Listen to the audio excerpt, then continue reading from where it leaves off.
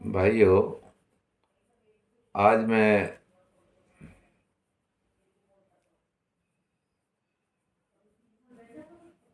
ये पूछना चाहूँ कि मनुष्य की सबसे पहली इच्छा क्या है। तो उसकी पहली इच्छा ये है कि वो सुखी होना चाहता है, वो शांति चाहता है। किसी को भी देखिए इस संसार में आध्यात्मिक जो मार्ग है उसके जो प्रणेता हैं उनकी तो बात नहीं करता मैं, लेकिन आम जो व्यक्ति है वो दुखी है। इसके कारण के पीछे कभी हम चर्चा नहीं करते, लेकिन सच ये है कि ये दुख उसने खुद ने ही अपनी कामनाओं के ओढ़ते हुए ओढ़ रखा है। शांति और सुखी होना स्वयं के ऊपर निर्भर करता है। जैसे जैसे आपकी कामनाएं घटती जाएंगी वैसे वैसे आप सुखी होते जाएंगे। ये इसका एक मार्ग है। लेकिन हम लोग अपनी कामनाओं को बढ़ाते जाते हैं और अपना जाल, जैसे मकड़ी अपना जाल बुन करके खुद फंसती है, इस तरह से उन कामनाओं को बढ़ा बढ़ा करके हम अपना जाल तैयार करते हैं और उसमें फिर फंस जाते हैं और फिर दुखी होते रहते हैं और फिर दूसरे पे दूसरा दोष मढ़ते रहते हैं, दूसरे को दोषी बताते रहते हैं कि वजह दूसरा होता है। ये हमारा अज्ञानता का जो एक कारण है। इसको ठीक से समझें कि शांति हमें मिलेगी कैसे, सुखी हम होंगे कब।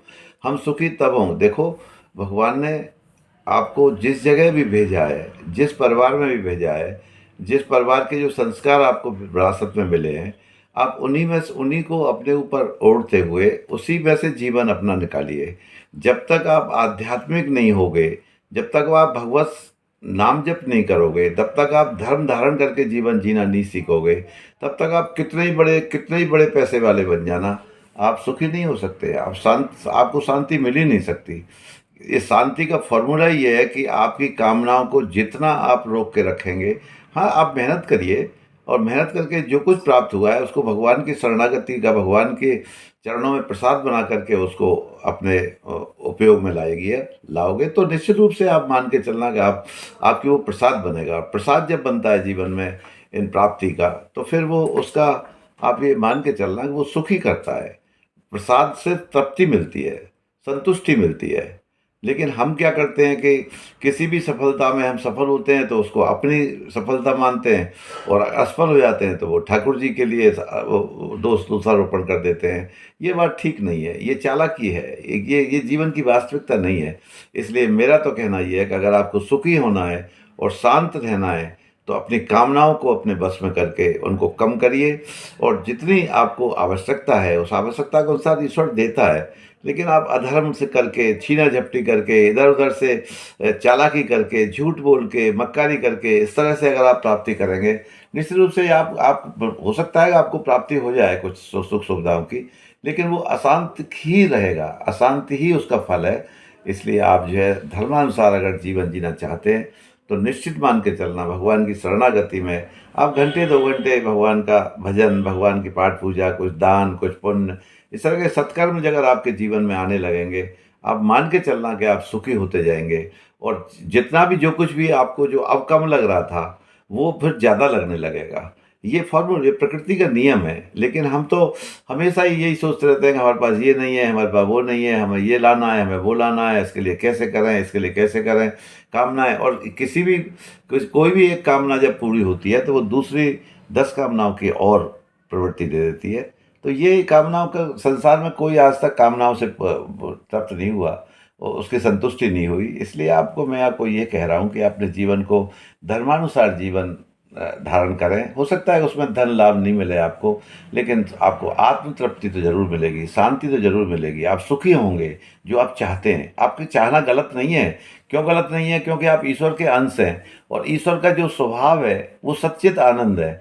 आनंद रूप में ही आप निश्चित रूप से बाप का बेटा है, तो वो उसी उसके आचरण तो उसके वो तो संस्कार तो उसमें आएंगे।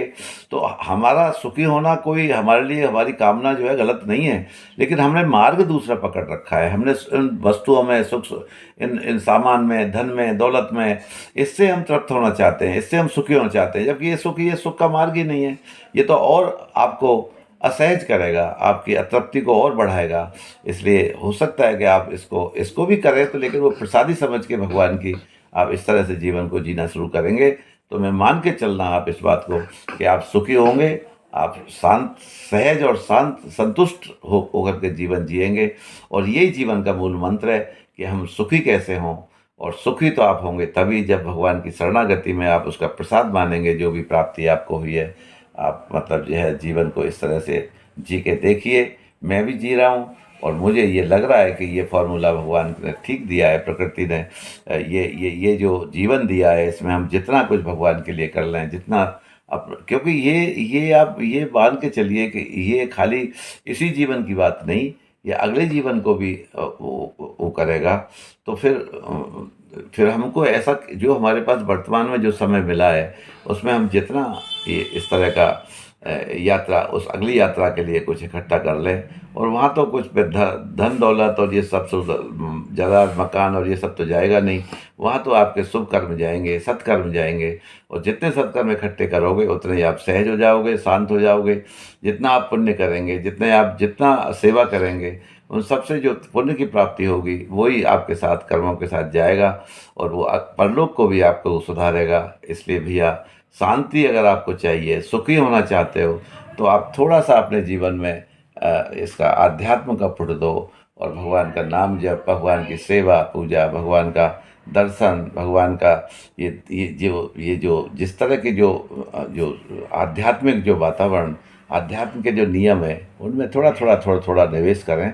उसी से जीवन आपका धन्य होगा, तृप्त होगा। बस यही मेरा आपसे आज का प्रवचन में तो यही मैं आपसे निवेदन करूंगा कि आप 1-2 घंटे जरूर मतलब अपने जीवन में सुबह से शाम तक का, जैसे भी आपकी सुविधा हो, ब्रह्म मुहूर्त में हो जाए तो बहुत ही अच्छी बात है। और नाम जप आप करें, भगवान की थोड़ा सा उनसे प्रार्थना करें, जो कुछ भी आपके मन में है वो सब उगल दें उनके सामने, अकेले में एकांत में बैठ कर के। तो फिर आपको भगवान भी जो है उसकी भी आपको शरणागति मिलेगी। इसी के साथ मैं आज का इस प्रवचन को समाप्त करता हूँ। धन्यवाद।